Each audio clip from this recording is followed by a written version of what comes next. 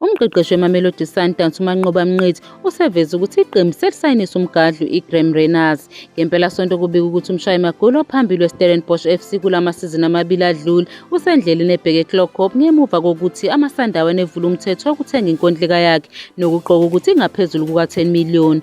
URenaars kulindeleke ukuthi afike eGauteng kuleli sonto azobhala ngokusemthethweni futhi amenyezelwe njengomdlali wesihlanu kuma-Brazilians. Kulandela ukunqoba kwabo ngo-1-0 behlula iPolokwane City ukuze badlulele kuwandulelo wamanqamu e-M10 8 lapho bezobhekana ngqo neStellenbosch emlenzeni wesibili.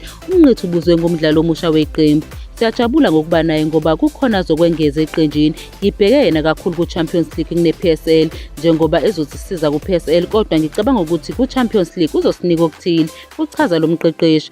Umnqithi uphinde waqinisekisa ukuhamba komdlalo wasesiswini uMatthias Esquivel ngemuva kwezinyanga eziyisithupha nje eqenjini futhi esedlale imidlalo engu-13 kuphela. Lo mdlalo wase-Argentina usayiniswe ngemali engalinganiselwa ku-46 million ngoJanuwari kanti manje usezobuyela eSouth America ebolekiwe nenketho yokuthengwa ngaphandle kwenkondleka yakhe. Umqeqeshi ephendula ngokuthi ukholelwa ukuthi kube isinqumo esingcono yini seqembu. Kuyacaca futhi ukuthi ithuba lokudlalisa oPrimo Diba kuleyo ndawo bekungasho ukuthi u-Esquivel bengadingeki kwasekuqaleni. Ngicabanga ukuthi besihlale sincamela u-Opre kunumber 8 ngisho nomqeqeshi uRulani Mokwena bemdlalisa khona. Sicabanga ukuthi kuningi angasinika khona kunomdlalo wasemuva. U-Opre angadlala ku-8, 6 noma u-10 futhi lokho kusho ukuthi ubaluleke kakhulu ekwakhiweni kweqembu ngenxa yobuhlakani bakhe.